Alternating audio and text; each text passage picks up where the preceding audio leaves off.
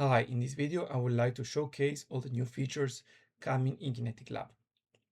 So I put a lot of effort into making the app more usable. And there are several improvements that I would like to let you know about. So first of all, now you can know which frames have been processed by AI and which frames haven't. So for example, here on the side, you can see there are two lines, a green and a blue one in the play bar. So if you go to detectors, you can see detection progress color, which tell you which frame has been already processed by the AI. So for markers, use a blue color, and for markerless, we use a green color. This greatly improve the clarity of which AI is handling the frame and your results, because before it was a bit confusing when you went back to the video, and sometimes it was hard to remember if the marker, let's say I have processed the video, or the marker one, and you kind of need to see the joints if they were good enough or not. But now you can see what happened exactly. The other significant improvement is in views on how we showed each angle and explain to you what each angle is doing. So now we have 2 pages for coronal planes and 2 pages for the sagittal plane, left and right.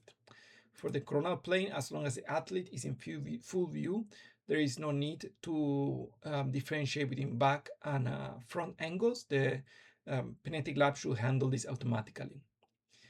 For left angle, for example, in this case, or right, which is what you see the athlete, you can then also quickly select all the joints you need through the toggle buttons. For example, here, we have already selected some. Let's toggle this off and the joints. Perfect. So let's say we want to track the joints and we want to track the bones and angles. One thing, the angles are going to toggle the bones themselves as well.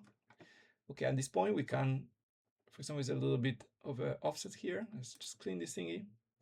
And you can see how it will immediately plot everything you need on the screen without needing to select each joint, each bone, each angle one by one, which was pretty tedious before. Now, the other two things that you can see is the metrics and constraint options, which before hidden in the tooltip for the angle here. Now they are in a higher level, so you can access them very quickly. Also, the metrics are not anymore on the screen, but are on the side.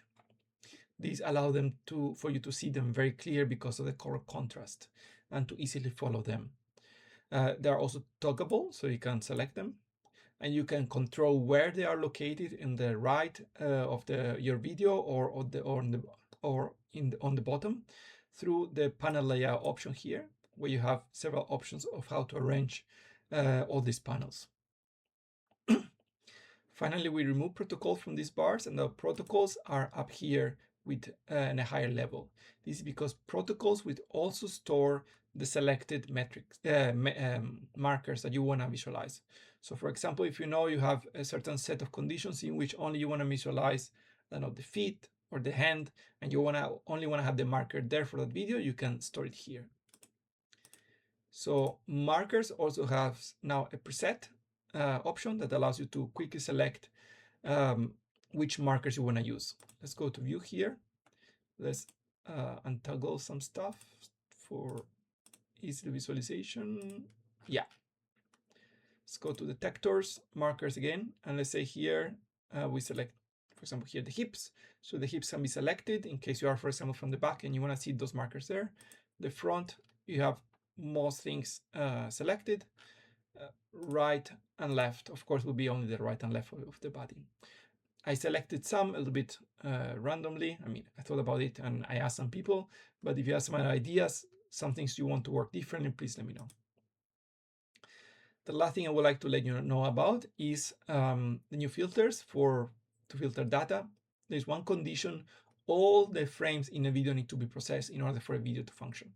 For a filter to function. So there's a new improved filter which gives you better results than before, but also is an option to average all the data within strokes. So you see, this is how the original data looks like. When we average within strokes, we need to get a very nice and clean trace of our markers. That's all for the update. I hope they will be useful to you. Let me know if you need anything, and or there's anything I can improve or you have any feedback in general, I'm always happy to hear your thoughts. Thank you very much, and bye.